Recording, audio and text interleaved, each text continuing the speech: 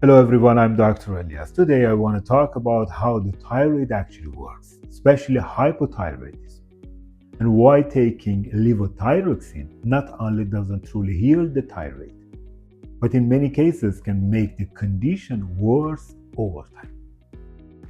The thyroid is one of the most important glands in the body. It regulates metabolism, energy levels, body weight, body temperature, heart rate, mood, and even the condition of your skin and your hair. In simple terms, without proper thyroid function, energy metabolism in every single cell of the body becomes incomplete.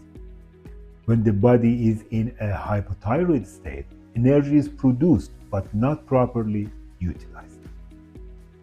Over time, this unprocessed metabolic energy becomes one of the foundations for many chronic conditions. Now, here's a key point most people don't understand it. The thyroid doesn't make decisions on its own. Hormone production is regulated by the brain, starting from the hypothalamus, then the pituitary gland, and finally the thyroid. The thyroid is an executor, not the main controller. If the brain, nervous system, or regulatory axis is under chronic stress or dysfunction, the thyroid gradually enters a state of weakness. An even more important point is this: proper brain and nervous system function is deeply dependent on a healthy digestive system. I will explain it in the future videos. Now, let's return to the thyroid itself.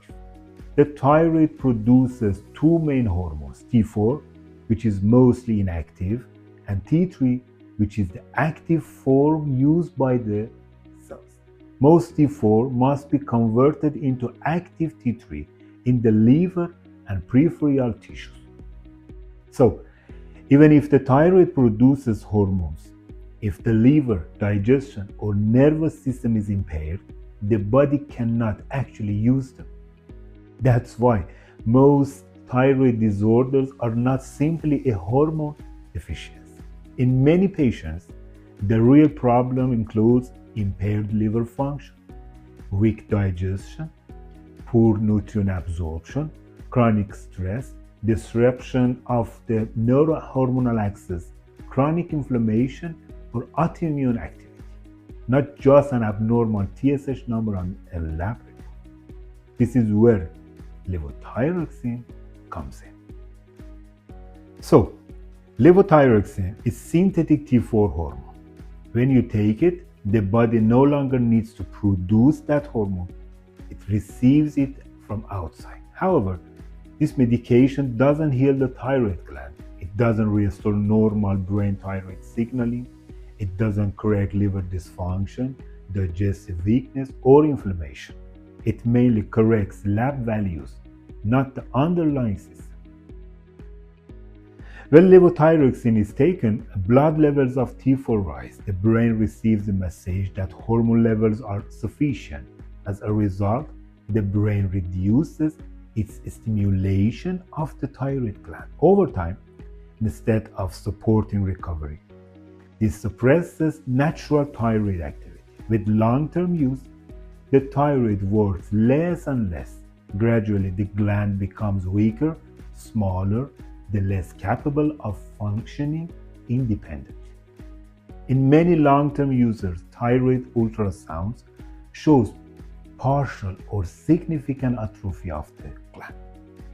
That's why many patients, despite normal lab results, still experience chronic fatigue, hair loss, weight gain, anxiety, heart palpitations, menstrual irregularities, and mental fog, because the root cause was never treated. Now, let's talk about factors that weaken thyroid function over time. The first one, excessive consumption of raw cruciferous vegetables such as cabbage, broccoli, cauliflower, kohlrabi, and turnips. When eaten raw and frequently, they contain goitrogenic compounds that interfere with iodine absorption. Cooking, especially, significantly reduces this effect. The second one, soy and soy-based products. So it can impair iodine uptake, reduce T4 to T3 conversion, and interfere with thyroid hormone activity, especially in susceptible individuals. The third one, sugar and refined carbohydrates. These increase systemic inflammation, disrupt insulin balance, and negatively affect the neurohormonal axis that regulates the thyroid. The fourth one, ultra-processed foods and fast food. They overload the liver, impair hormone conversion, and promote chronic inflammation. The fifth one, excessive gluten intake in sensitive individuals, particularly those with autoimmune tendencies, such as Hashimoto's thyroiditis. The sixth one, chronic deficiencies of iodine, selenium, and zinc.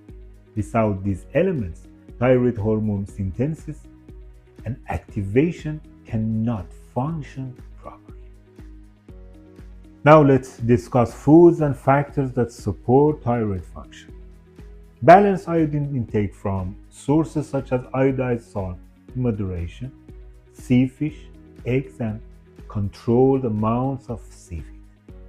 Selenium-rich foods like Brazil nuts, eggs, fish, meat, and sunflower seeds, which are essential for T3 production and thyroid tissue protection.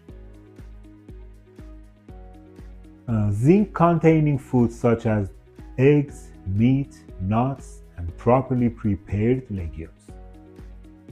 Liver-supportive foods including cooked beets, garlic, onions, and lemon. Healthy fats like olive oil, butter, egg yolks, and avocado. Because hormone production requires fat, it's so important. Adequate high-quality protein, which is necessary for hormone synthesis and tissue repair. And finally, reducing chronic inflammation through proper diet and lifestyle. True thyroid recovery is not about forcing hormones into the body. It's about restoring balance to the entire system: the brain, the nervous system, the liver, digestion, and cellular metabolism. When these systems are corrected, thyroid function can gradually improve, and long-term drug dependency may be reduced. The final word: if you have been diagnosed with hypothyroidism and still experience symptoms despite medication, it means the underlying system has not been addressed. In my practice, I work with a personalized, root cause-based approach that can be done remotely, without dependency on long-term hormone replacement. If this perspective resonates with you, you can take the next steps through the links provided. Good luck.